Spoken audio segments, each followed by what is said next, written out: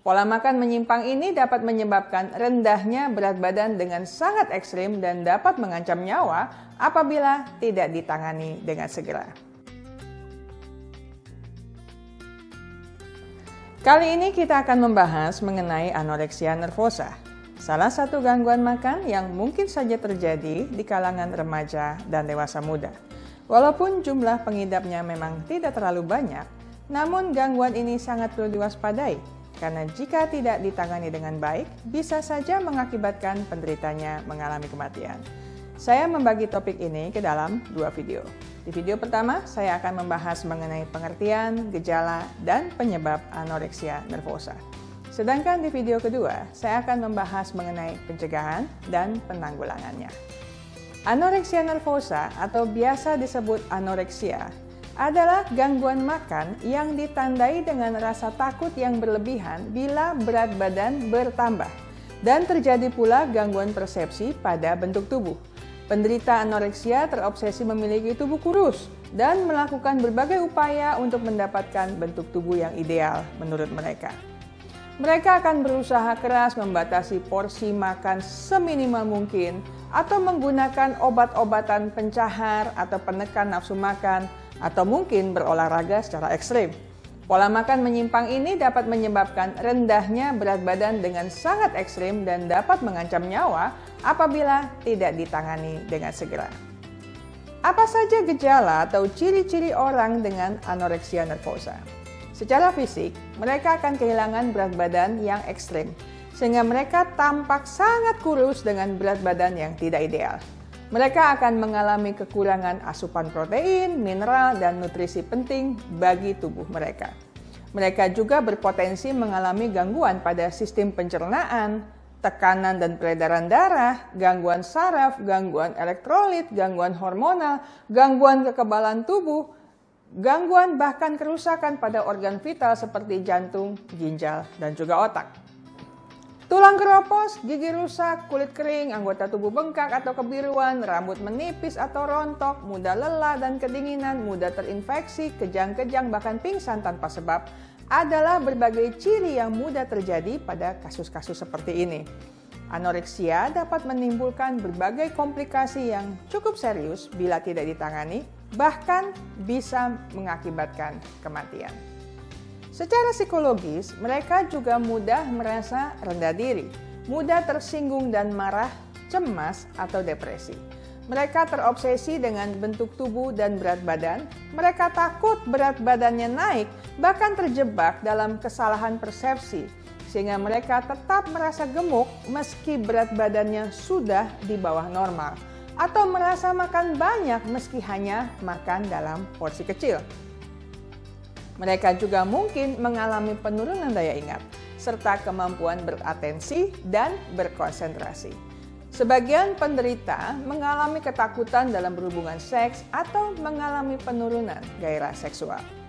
Dari segi perilaku, mereka terlihat berlebihan dalam diet, diantaranya dengan menghitung jumlah kalori secara sangat detail, mengkonsumsi makanan rendah kalori atau menyalahgunakan obat pelangsing, diuretik, dan pencahar, serta melakukan latihan fisik yang berlebihan dan merasa stres bila tidak melakukannya. Ada kalanya mereka berbohong dengan mengatakan sudah makan, meski sebenarnya belum. Mereka tidak makan atau dengan sengaja melewati waktu makan, menyembunyikan makanan, serta tidak mau makan di depan umum. Mereka juga sering bercermin untuk melihat bentuk tubuh, juga sering menimbang berat badan, dan berbicara buruk tentang bentuk tubuhnya sendiri. Tambahan lagi, mereka juga cenderung menarik diri dari lingkungan sosial atau menggunakan pakaian longgar, tertutup, atau berlapis-lapis untuk menyembunyikan bentuk tubuh atau berat badannya yang terus-menerus turun, sekaligus berusaha agar tetap hangat. Apa saja penyebab terjadinya anoreksia? Sampai saat ini belum diketahui secara pasti apa yang menyebabkan anoreksia nervosa. Namun gangguan ini terkait dengan kombinasi berbagai faktor. Pertama, faktor biologis. Para ahli menduga kondisi ini dipicu oleh perubahan gen. Mereka yang terlahir prematur, memiliki berat lahir rendah, atau terlahir kembar, diperkirakan lebih rentan mengalami gangguan anoreksia. Orang-orang dengan ketidakseimbangan kimia otak yang mengatur rasa lapar dan nafsu makan dan atau memiliki riwayat anoreksia, depresi atau penyalahgunaan obat terlarang dalam keluarga juga berpotensi mengalami gangguan serupa. Kedua, faktor psikologis.